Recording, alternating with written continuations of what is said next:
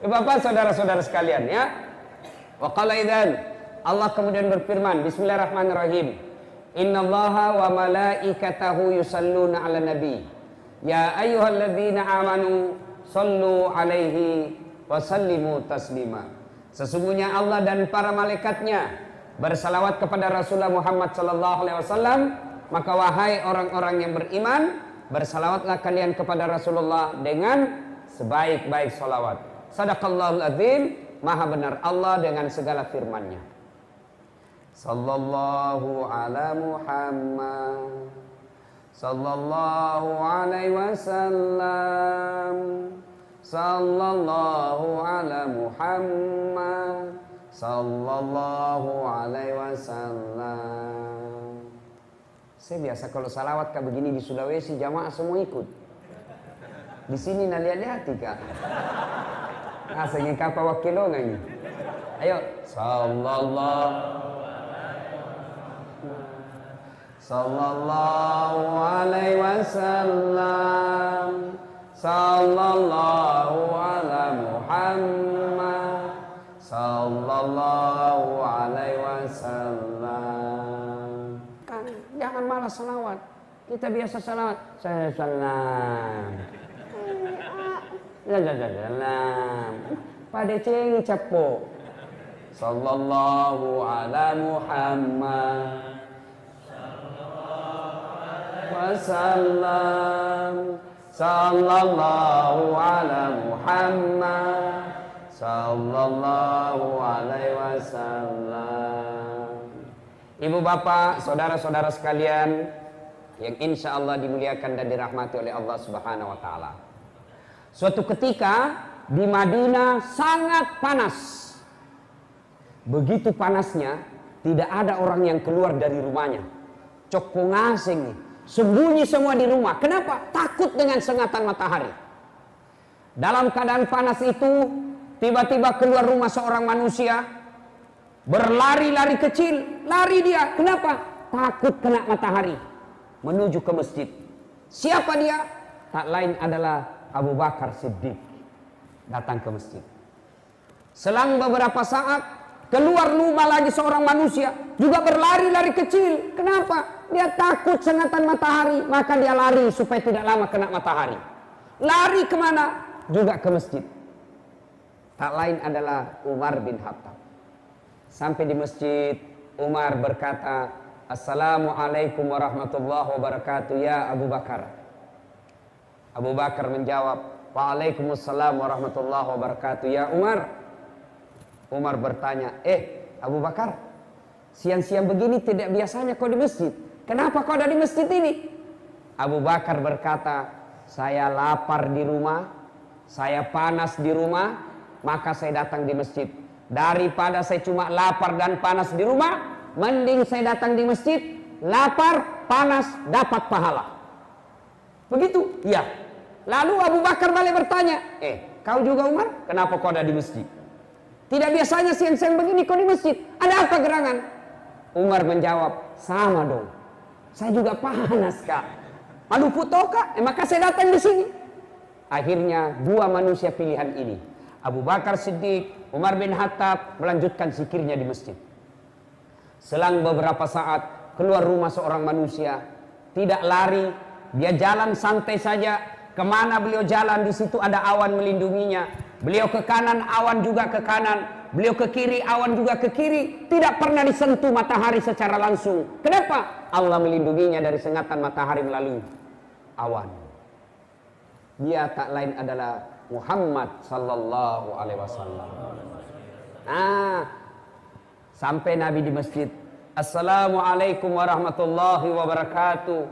Wahai saudaraku, ini salamnya orang Islam. Salam yang sempurna. Ikhlas, sempurnakan ucapannya. Biasanya kita orang Islam, salamnya tidak ikhlas, tidak sempurna. Apa Jina bilang? Assalamualaikum, salam. Kalau kita terima telepon, salam. Magako, yuk, salam. Apa itu bos? Perjelas. Assalamualaikum warahmatullahi wabarakatuh. Itu salam yang betul. Biasanya kita Ada malah mahasiswaku, dia bilang saja, Ustaz, Assalamualaikum. Masa gitu Assalamualaikum? Assalamualaikum. Nangis, kayak tong SMS. Ada juga yang lebih parah, dia bilang saja, Aswabar. Apalagi itu aswabar. Assalamualaikum warahmatullahi wabarakatuh. Jangan, sempurnakan salam kita. Assalamualaikum, semoga keselamatan bagimu. Warahmatullahi, rahmat Allah menyertaimu. Wabarakatuh, berkah Allah meliputimu. 3 doa di dalamnya. Yang makin ganti-ganti. Selamat siang, selamat malam. Malah yang bingung antara siang dan malam. Akhirnya apa dia bilang? Selamat siang menjelang malam. Apa itu? Bikin bingung. Bapak tahu enggak itu artinya kalau saya bilang selamat siang? Tahu artinya? Pak, selamat siang. Tahu artinya itu?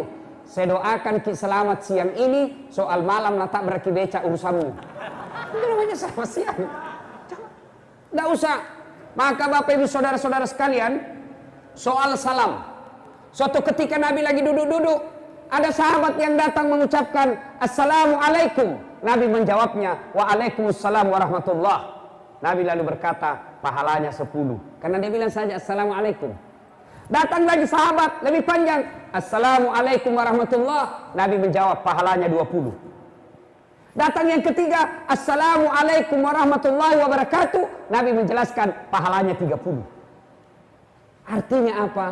Kalau Bapak tidak bisa memperbanyak amal dengan ibadah-ibadah sunnah, maka perbanyak amal dengan menyempurnakan salam. Assalamualaikum warahmatullahi wabarakatuh. Sudah. Nabi tanya ini 3 orang. 2 orang. Umar, Abu Bakar, kenapa kau ada di masjid siang-siang begini? Umar menjawab, manuku ki Nabi. Lapar kami ini, makanya kami datang di sini. Umar lalu bertanya, Anda kenapa juga ada di sini? Dia bilang, singkamale, Mbak Ji. Sama Ji. Banyak orang Bugis di sini? Banyak? Luar biasa ini orang Bugis. Kemana-mana saya ketemu. Kemarin saya di Bontang, banyak juga orang Bugis. Samarinda seberang, banyak orang Bugis. Saya pergi biduk-biduk, dek, bahasa Bugis orang di sana. Saya pergi Malaysia, Sabah, Sarawak, banyak juga orang Bugis. Begitu saya masuk penjara, banyak juga orang Bugis.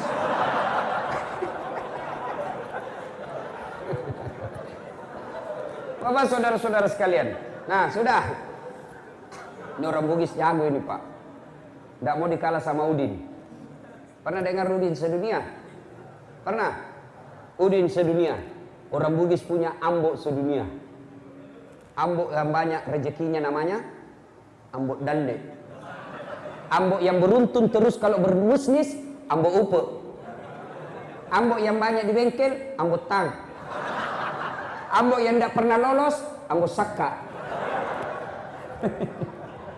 Ambok yang banyak di toko perhiasan, ambok intang. Ambok yang suka naik tamannya, ambok ente. Bapak saudara-saudara sekalian,